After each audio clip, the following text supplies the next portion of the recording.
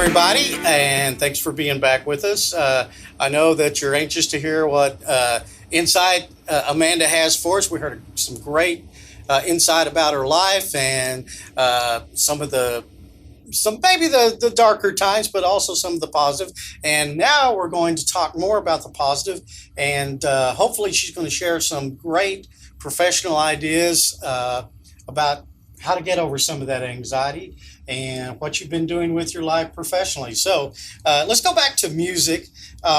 You're a singer-songwriter, and you're going to do at least one song for us today.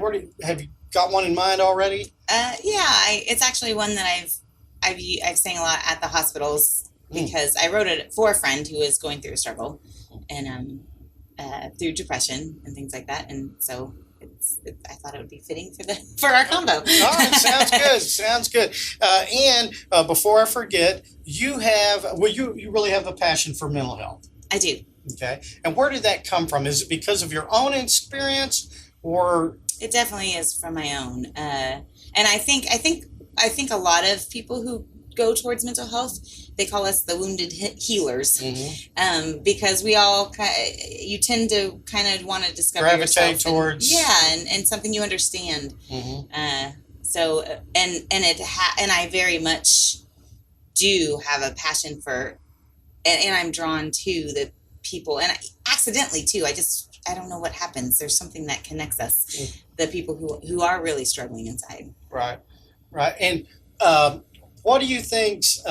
Let's solve the United States mental health problem in 90 seconds. What needs to be done? What needs to be changed? So much. First of all, we just need a general awareness of mental health and what anxiety and depression do to your brain and what they are. We need to explain how to raise our kids in understanding ways so that they don't develop these things. Do you have any keys on that, by the way? What would you suggest? What's one suggestion for parents? Okay. Well, let's go back to you. Okay, like you gave a real good example. Your dad could have, thrown you under the bus. He could have said, "What are you doing?" Yes, and just gone crazy on you. I think the biggest thing that parents can do is to understand that their children are people too. Their children are little humans, and in fact, they are little humans that you are teaching how to survive in life. So they know nothing about how to regulate their emotions, and you are their teacher. If you beat them and get angry at them for all their mistakes, they are going to do that to themselves for the rest of their lives. But if you are understanding that they made a mistake, and they might make it 3 or 4 times because that's how we learn. We have to repeat until we get it. And so if you are understanding, that doesn't mean they don't get a consequence. You can be understanding and still give consequences because those are very important too. But I think the key is understanding, is listening to your kid, being able to say sorry if you mess up. If you scream and yell, because you're human too, and we all do, and you yell at your child, be able to say, "I'm sorry, that was wrong," because then that child doesn't blame themselves for what you did to them. You took that blame. Yeah. And you realize, I didn't cause my mom to be mad at me. She took that blame. She did that. So I think those are the two biggest things, is being more understanding with your children's mistake and being open to your own reactions. Yeah. I think that second part is much more difficult because we parents sometimes we don't want to listen, and we don't want to say, "I'm sorry." We need to do a lot more listening. Yeah, absolutely. Yeah. What about dealing with depression?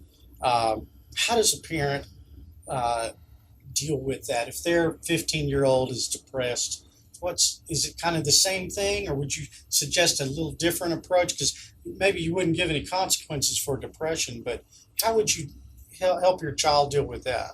And depression's a tricky one because they want to isolate, because they may not feel like talking. Ideally, you want them to talk. You want to let them have that outlet, and you want to have a relationship that they know that they can come to you when they're ready to talk. But you can't force somebody to talk. Right. until they're ready. Journaling is a great suggestion. You can offer journaling. You can offer mentorship. Sometimes they don't want to talk to their parents. So other aunts, uncles, say, get more people in their life, friends that are really good, someone that they will feel comfortable talking to, because in the end, I do believe that all that depression and anxiety, we need to talk. That's why it's there. And sometimes it's so built up, it's so hard to dig down and find out what you need to talk about. You don't even know yourself. But that's in the end what it is. And if we can, the more we can get our kids from the get-go to be aware of their own emotions, the less likely they're going to have chronic depression and anxiety. They might have moments, but they'll know how to get through those moments. Right. Figure out what are my triggers.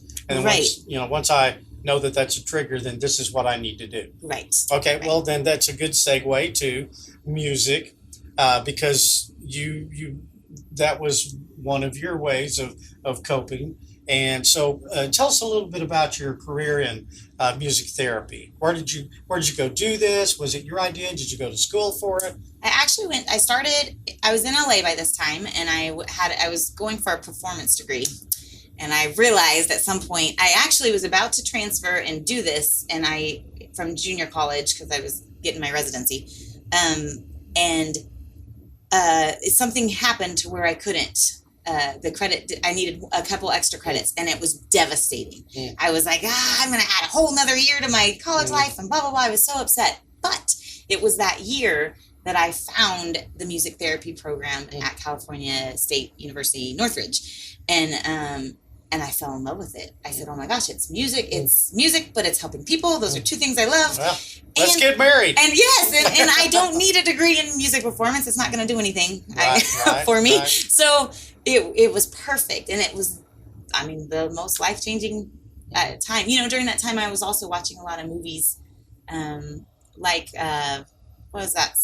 Julia Roberts played the social worker. I forget. Aaron Brockovich. Oh yeah, right. And a couple other Dangerous Minds. And I was realizing I was moved and motivated in these. I always thought it was because I wanted to be an actor, and I did. I loved acting, but I realized that I think the motivation was more that I wanted to do something that those leading ladies were doing, that they were helping, truly helping people, and so I found my way to music therapy, and it's an amazing degree. And then I did my internship at the state hospital working with the criminally ill adults and teens in foster care. Wow. Okay, what was that like?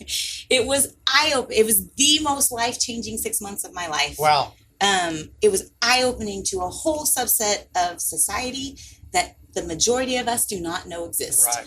And I found it was awesome because I was working with teens and adults at the same time, and I discovered that my adults had the same background. Most of my teens were foster kids. It was a state hospital, but it wasn't necessarily for foster kids, but all of them, that's who was there. And it was their residents. Some of them lived there for years. Oh, yeah. And I discovered as I got to know the adults, they all had the same background. They were all foster. They were in the foster care system. And I went into research because I started researching it because I was like, is this just this place or what? But it is 70, depending on the state, 70 to 90% of adults in our state prisons and hospitals grew up in foster care. Wow. It's insane. So it opened my eyes to a whole new, this became my new passion. Right. I love to sing and act, and I do it, and I still do it, but it totally created that third road journey I'm going down. I became I became a foster parent, and I became all these things because I wanted to help the system, and these adults have grown. Some adults, and this is what shocked me, there are adults out there who have zero people, nobody in this world that they can go to. Wow. There are adults that have no family. Wow. And they go in and out of these hospitals and jails, and because they don't know how to function in society. Oh, I'm so sorry. Because I talked to Megan. Because they don't know how to function in society because no one ever taught them. That's where you learn, is with your family, and nobody taught them.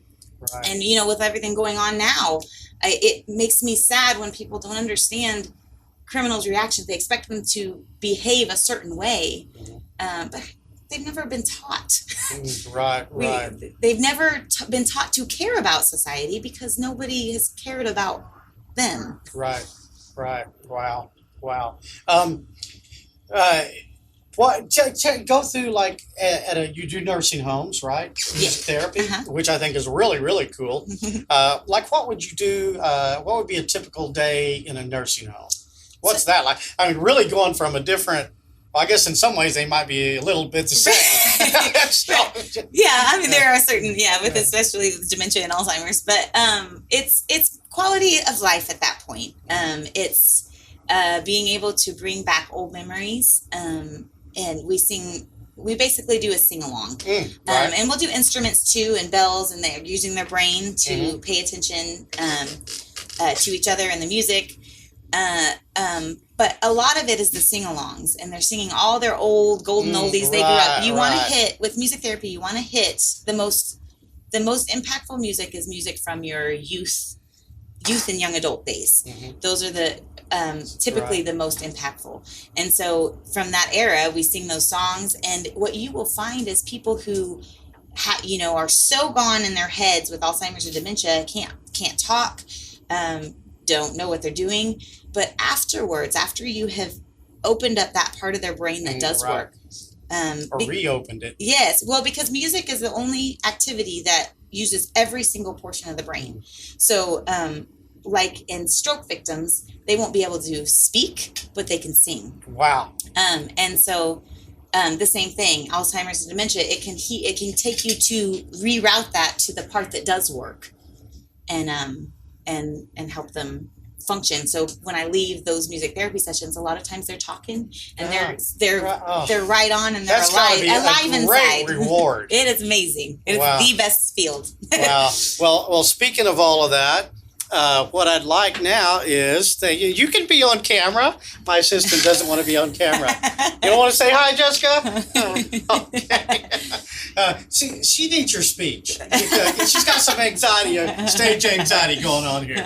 Okay. You do you. All right. So I want you to share one, and you are a songwriter. So this, of course, is one of yours. Tell us a little bit about this song and kind of the story behind it. All right. I had a friend of mine who had his own struggles, and it got to the point where I actually had to cut him out for a bit, because oftentimes when we are hurting, we hurt others. Yeah. And the hard part about working with people who are struggling is that, or even interacting and being a part of their lives, is that sometimes you have to lay a boundary and take care of yourself. Yeah. And didn't mean I didn't want to be there, but I knew I couldn't. Right. And so I wrote this song because I couldn't be there. And the name Song for Someone is what it's called. Oh, good. But it's for anyone really who is going through a rough time.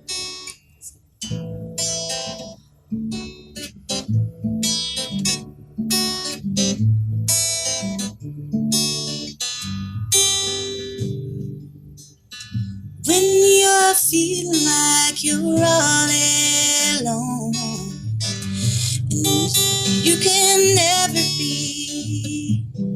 Oh, I just totally blanked away. When you're feeling like you're all alone and no one's there to see you through, just listen to the words of another song. Let my voice take you away. And you will be your best defense. Let your heart carry you through the end. You just don't give up, my friend, and then we'll walk hand in hand.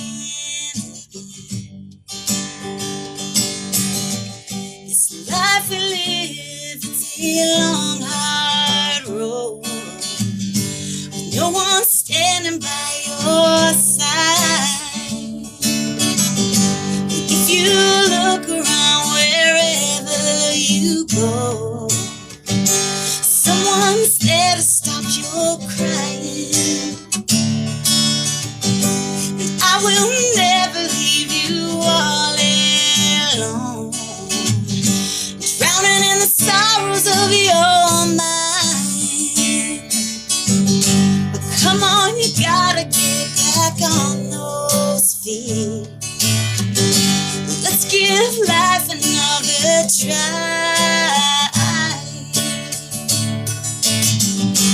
you will be your best defense. Let your heart carry you through the end. And you just don't give up, my friend, and then we'll walk hand in hand again.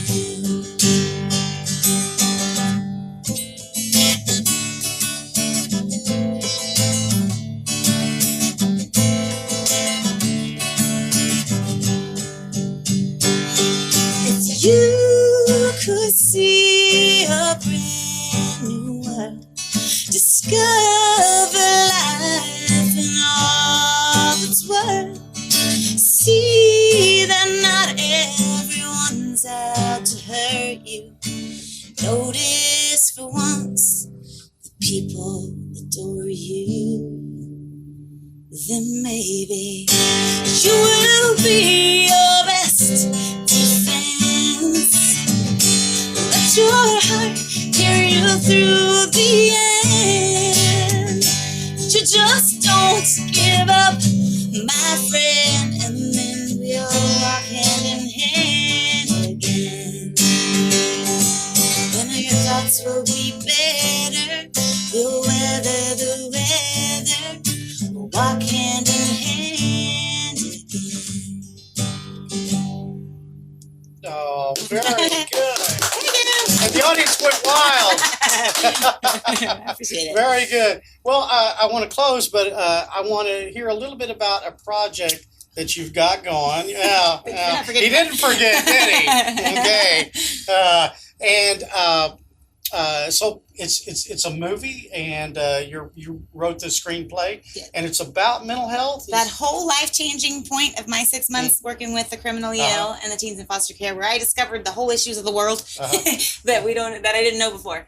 That is what it's about, and it also my character it also was a time where I had my self-discovery for how to deal with myself. So it fuses those stories, the character stories and mine, into one, and it uses music as the medium, and it's called The Forgotten Heartbeats. All right. There's a trailer online, so go check it out. Tell me where it is. It's on Vimeo and YouTube. If you look up I don't even know if we have the website up anymore. The Forgotten Heartbeat. You'll see it on YouTube and stuff. If we're looking for investors and anybody, names that could help give the project a push, that also have a passion for mental health. I guess you've seen One Flew Over. Yeah, so of course, that was definitely in the screenplay writing. It was a little bit of an influence. Yes, I had to. I looked at that for structure. Yeah. All right. Well, Amanda, it's been great having you, and maybe you can come back again. I'd love to. I think there's still a lot more. We didn't even get into politics. Yeah, that's true. I'll be back if you want me. All right. Well, thank you so much, Amanda. This is Amanda Martindale. She's got movies. She's got songs. She's got everything. She's an actress. So we'll try and post some of that on the credits so you can know where to find her and where to buy her stuff, and maybe help her on the movie. Amanda, thank you so much. Thank you so much for having me. All right. We'll see you next time on Journeys with me, Kendall Irvin.